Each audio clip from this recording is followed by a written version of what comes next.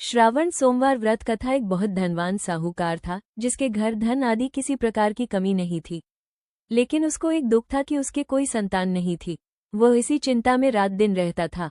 वह पुत्र की कामना के लिए प्रति सोमवार को शिवजी का व्रत और पूजन किया करता था और सायंकाल को शिव मंदिर में जाकर शिवजी के सामने दीपक जलाया करता था। उसके इस भक्ति भाव को देखकर एक समय श्री पार्वती जी ने शिवजी महाराज से कहा, महाराज, ये साहूकार आपका अनन्य भक्त है और सदैव आपका व्रत और पूजन बड़ी श्रद्धा से करता है। इसकी मनोकामना पूर्ण करनी चाहिए। शिवजी ने कहा, हे पार्वती, ये संसार कर्म क्षेत्र है। जैसे किसान खेत में जैसा बीज बोता है वैसा ही फल काटता है, उसी तरह इस संसार में प्राणी जैसा कर्म करते हैं वैसा ही फल भोगते हैं। पार्वती जी ने अत्यंत आग्रह से कहा, महाराज, जब यह आपका अनन्य भक्त है और इसको अगर किसी प्रकार का दुख है तो उसको अवश्य दूर करना चाहिए, क्योंकि आप सदैव अपने भक्तों पर दयालु होते हैं और उनके दुखों को दूर करते हैं। यदि आप ऐसा नहीं करेंगे तो मनुष्य आपकी सेवा तथा व्रत क्यों करेंगे? पार्वती जी का ऐसा आग्रह देख शिवजी महाराज कहने लगे, हे पार्वती, इसके कोई पुत्र नहीं है, इसलिए ये दुखी रहता है। इसके भाग्य में पुत्र न होने पर भी मैं इसको पुत्र की प्राप्ति का वर देता हूँ, लेकिन ये पुत्र केवल 12 वर्ष तक जीवित रहेगा। इसके पश्चात वो मृत्यु को प्राप्त हो जाएगा। इससे अधिक मैं और कुछ इसके लिए नहीं कर सकता। ये सब बातें साहूकार सुन रहा था। इससे उसको न कुछ प्रसन्नता हुई और न ही कुछ दुख हुआ। वो पहले जैसा ही शिवजी महाराज का व्रत और पूजन करता रहा। कुछ समय व्यतीत हो जाने पर साहूकार की स्त्री गर्भवती हुई और 10वें महीने उसके गर्भ से अति सुंदर पुत्र की प्राप्ति हुई। साहूकार के घर में बहुत खुशी मनाई गई, लेकिन साहूकार ने उसकी केवल 12 वर्ष की आयु जान कोई अधिक प्रसन्नता प्रकट नहीं की और न ही किसी का भेद ही बताया। जब वो बालक 11 वर्ष का हो गया तो उस बालक की माता ने उसके पिता से विवाह आदि के लिए कहा, तो वो साहूकार कहने लगा कि अभी मैं इसका विवाह नहीं करूंगा, अपने पुत्र को काशी जी पढ़ने के लिए भेजूंगा। फिर साहूकार ने बालक के मामा को बुलाकर उसको बहुत सा धन देकर कहा, तुम इस बालक को काशी जी पढ़ने के लिए ले जाओ और रास्ते में जिस स्थान पर भी जाओ यज्ञ करते और ब्राह्मणों को भोजना कराते और दक्षिणा देते हुए जाना। वो दोनों मामा भांजे यज्ञ करते और ब्राह्मणों को भोजन कराते और दक्षिणा देते जा रहे थे। रास्ते में एक शहर पड़ा। उस शहर में राजा की कन्या का विवाह था, परंतु जो राजकुमार विवाह कराने के लिए आया था वो एक आंख से काना था। उसके पिता को इस बात की बड़ी चिंता थी कि कहीं वर को देख कन्या के माता पिता विवाह में किसी प्रकार की अड़चन पैदा न कर दे। इस कारण जब उसने अति सुंदर सेठ के लड़के को देखा तो उसने मन में विचार किया कि क्यों न द्वार 4 के समय इस लड़के से वर का काम चलाया जाए। ऐसा विचार कर वर के पिता ने उस लड़के और उसके मामा से बात की तो वे राजी हो गए। फिर उस लड़के को वर के कपड़े पहनाकर घोड़ी पर चढ़ाकर दरवाजे पर ले गए और सभी कार्य प्रसन्नता से पूर्ण हो गए।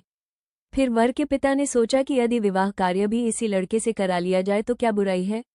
ऐसा विचार कर लड़के और उसके मामा से कहा, यदि आप फेरों का और कन्यादान के काम को भी करा दे तो आपकी बड़ी कृपा होगी, मैं इसके बदले में आपको बहुत कुछ धन दूंगा। तो उन्होंने स्वीकार कर लिया।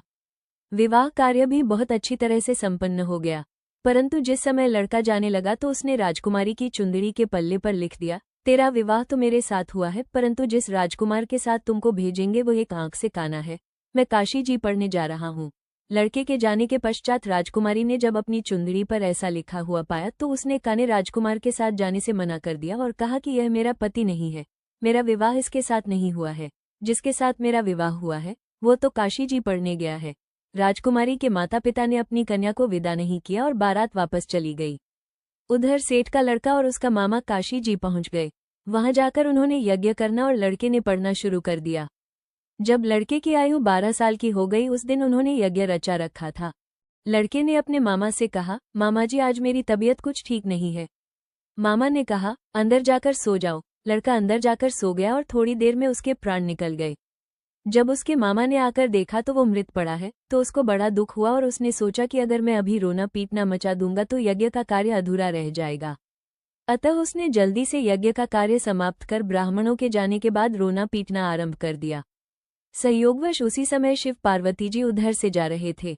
जब उन्होंने जोर जोर से रोने की आवाज सुनी तो पार्वती जी कहने लगी, महाराज, कोई दुखिया रो रहा है, इसके कष्ट को दूर कीजिए। जब शिव पार्वती ने पास जाकर देखा तो वहां एक लड़का मृत पड़ा था। पार्वती जी कहने लगी, महाराज ये तो उसी सेठ का लड़का है जो आपके वरदान से हुआ था। शिवजी कहने लगे, हे पार्वती, इसकी आयु इतनी थी सो ये भोग चुका। तब पार्वती जी ने कहा, हे महाराज, इस बालक को और आयु दो नहीं तो इसके माता पिता तड़प तड़प कर मर जाएंगे। पार्वती जी के बार बार आग्रह करने पर शिवजी ने उसको जीवन वरदान दिया और शिवजी महाराज की कृपा से लड़का जीवित हो गया।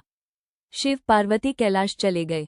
शिक्षा पूर्ण होने पर वो लड़का और मामा उसी प्रकार यज्ञ करते तथा ब्राह्मणों को भोजन कराते तथा दक्षिणा देते अपने घर की ओर चल पड़े।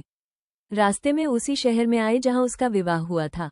वहां पर आकर उन्होंने यज्ञ आरंभ कर दिया तो उस लड़के के ससुर ने उसको पहचान लिया और अपने महल में ले जाकर उसकी बड़ी खातिर की। साथ ही बहुत दास दासियों सहित आदरपूर्वक लड़की और जमाई को विदा किया। जब वे अपने शहर के निकट आए तो मामा ने कहा, मैं पहले घर जाकर खबर कराता हूँ। जब उस लड़के का मामा घर पहुंचा तो लड़के के माता पिता घर की छत पर बैठे थे और उन्होंने ये प्रण कर रखा था कि यदि हमारा पुत्र सकुशल लौट आया तो हम राजी खुशी नीचे आ जाएंगे, नहीं तो छत से गिरकर अपने प्राण दे देंगे।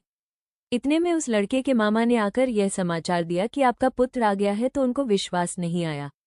उसके मामा ने शपथ पूर्वक कहा कि आपका पुत्र अपनी पत्नी के साथ बहुत सारा धन लेकर आया है। तो सेठ ने आनंद के साथ उसका स्वागत किया और सब बड़ी प्रसन्नता के साथ रहने लगे।